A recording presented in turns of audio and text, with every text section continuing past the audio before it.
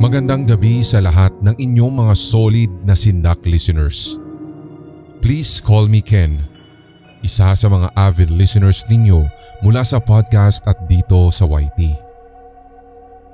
Meron po akong mga ibabahagi na ilang spooky experiences ko at ito ay may kaugnayan sa mga tao na malapit nang mamatay at yung iba alam kong yumao na pero parang hindi pa nila alam na wala na sila sa mundong ibabaw. Please take time po na mapakinggan hanggang sa pinakadulo ang aking ibabahagi at pasensya na kung merong parte na magulo sa aking mga ikikwento. Taong 2007 at grade 3 po ako nung time na ito. May sakit yung tita ko which I called Mommy. Isa din po kasi siya sa mga nagpalaki sa akin. Tandang-tanda ko na nung March sa taong iyon, nilugmok siya ng sakit na cancer. Nasa tapat ng kwarto namin yung kwarto ni na Mommy and then katabi ng bed niya ay window na. Jealousy po iyon tapos hinahayaan naming naka-open since meron naman pong screen. Paglabas mo, laundry area na namin at nasa bandang likod ng bahay na yun. Wala rin naman pong tumatambay or pumupunta doon after 6 p.m. Sa katunayan ay talagang madilim sa bahaging iyon pero kapag bilog na bilog ang buwan, may unti na nasisinagang bahagi sa lugar na iyon. Isang gabi, habang tulog na ang lahat ng tao sa bahay, bigla-bigla ay naalimpungatan ako at nang mapatingin ako sa orasan, 12:00 ng hating gabi. Bukas yung door ng kwarto namin ni na Kuya dahil talagang pasadya upang madinig namin agad kung tatawagin kami ni Mommy or kung meron pa ba siyang kailangan. Pero nung time na iyon ay napakatahimik. Kung kaya't pumunta ako doon, sinilip si Mommy at mahimbing ang tulog niya. Pero agad ay meron po akong nahagip sa gilid ng aking mga mata. Agad ay pinagtuunan ko iyon ng pansin sapagkat hindi talaga ako pwedeng magkamali noon, Sir Red, dahil sa mismong bintana may nakita po ako doon na figura.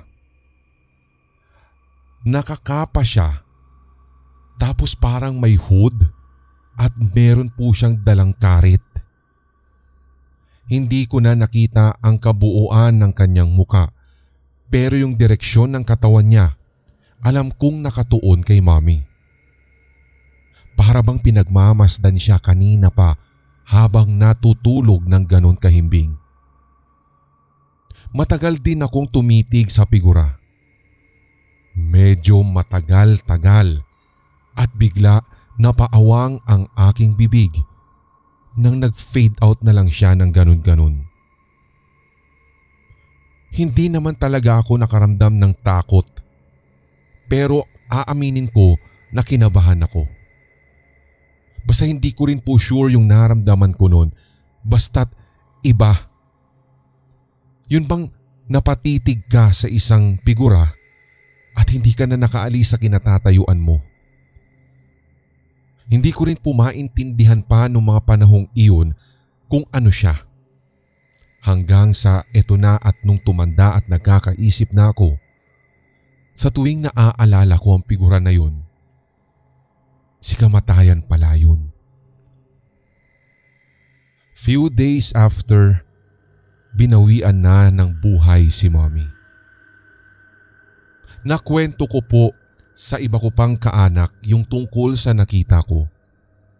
Nang marinig iyon ni Mama, napaiyak na lamang siya at sinabi niya sa akin, ito ay isa palang premonition na.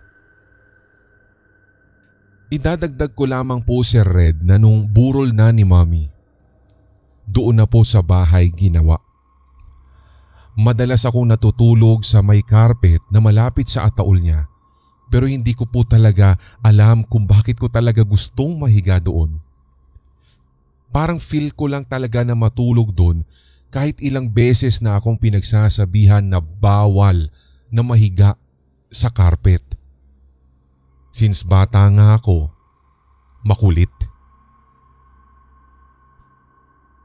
Isang gabi, habang nasa lamay, may naramdaman ako na parang may humawak sa akin. Para bang ginigising ako. Pagkabangon ko, wala naman akong katabi. Pero sa isip-isip ko, ngayon, mga panahong may isip na ako. Alam kong si Mami iyon at maaaring nagpapaalam lamang sa akin. Ito naman pong susunod ay naganap taong 2009. Meron pong matanda sa kanto namin. Siya po ay tinatawag ng karamihan na tatay. So kada dumadaan ako sa tapat ng bahay nila, binabati niya talaga ako. Kitang-kita ko pa nga minsan na habang siya ay nakatambay doon, meron siyang hawak na tasa at pahigop-higop na lamang ng kape sa gawing balkonahe niya. Hanggang isang umaga, nang muli akong dumaan sa tapat ng kanilang bahay. Ganun pa rin, binati niya ako ng may ngiti. So kumaway ako habang iningitian din siya. Tapos dire-diretso na akong naglakad dahil malilate na rin ako sa school. Nung umuwi na ako ng araw na iyon galing ng eskwelahan, nagtaka ako, Sir Red, dahil bigla-bigla ay meron ng parang mga canopy doon sa labas ng kanyang bahay. Nakita ko ang kanyang larawan na nakaimprenta at isinasabit pa nga ito ng mga tauhan ata ng punerarya sa tapat ng bahay niya. Agad ay napatakbo ko sa bahay namin. May lamay sa bahay ni na tatay.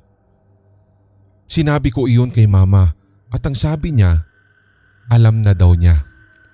Patay na daw si tatay at kagabi pa daw. Inatake daw ito sa puso. Ang sabi ko nang nawiwirduhan ay napaka-imposible. Nagsitindigan ang mga balahibo ko lalo nang isinasalaysay ko na kina Mama na kani-kaninang umaga pa lamang ay nakita ko pa siya nang ngumiti at bumati sa akin. Nanlamig ako noon kaya humawak ako kay Mama. Si Mama naman ay tumingin sa akin. Alam ko na nawiwirduhan siya sa sinasabi ko pero hindi maitago sa mukha ni Mama na maging siya ay kinikilabutan. Sinabi na lamang sa akin ni Mama para ako ay kumalma na baka katulad daw ni Mommy. Nagparamdam sa akin para magpaalam.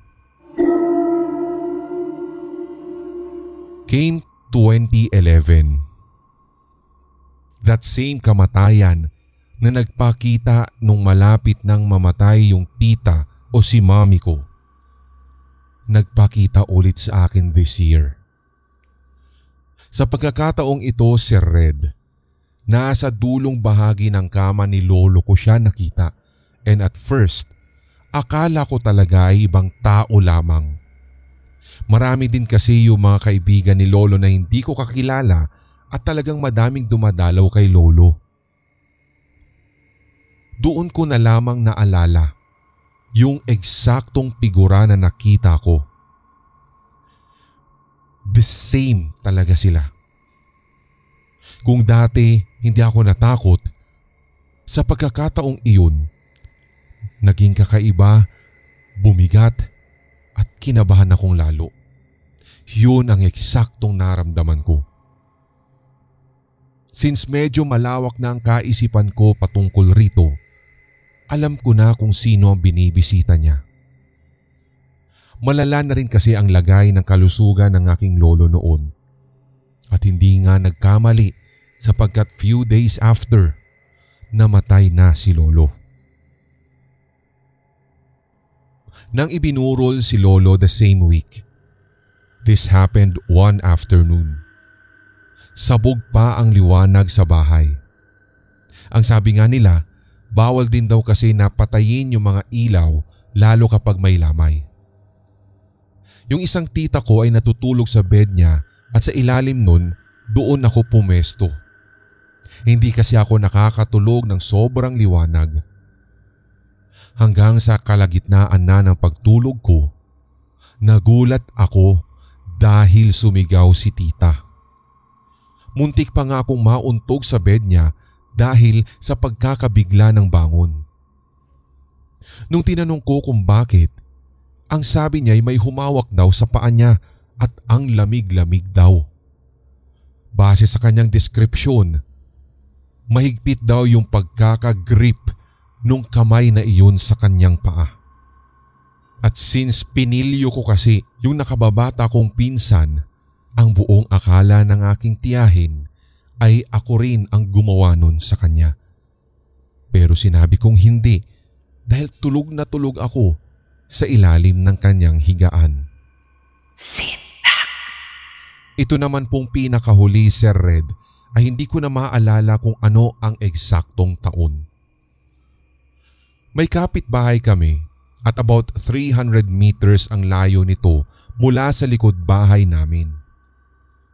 Sa lamay ito nung isa nilang kapatid nangyari. Yung kapatid nilang yun ay may pagkapilyo at kadalasan iniikot niya yung bahay kahit umuulan at pagkatapos ipinapasok niya yung isang daliri niya doon sa may butas sa pintuan nila sa gawing likod. Isang gabi, sakto na may lamay pa, umuulan iyon.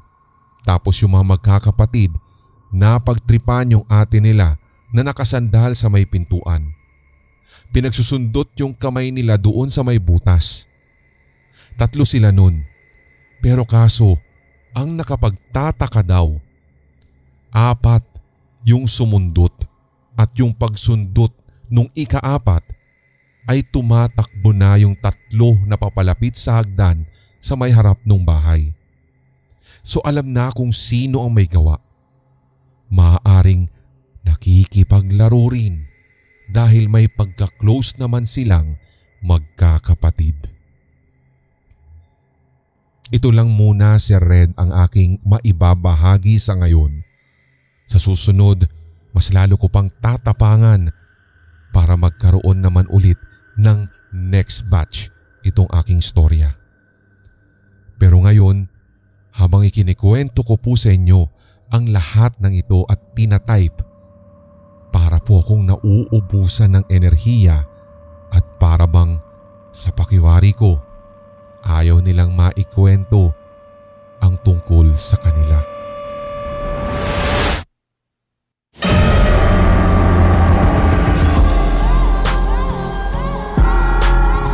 At inyong napakinggan ang tampok na one-shot Tagalog horror story. I-like, mag-comment at i-share ang episode na ito sa inyong social media, mga certified kasindak. Huwag pahuhuli sa mga bagong kwentong katatakutan dito sa ating channel, kaya pindutin na ang subscribe button at ang notification bell. Hanggang sa susunod na kwentuhan dito sa Sindak Short Stories.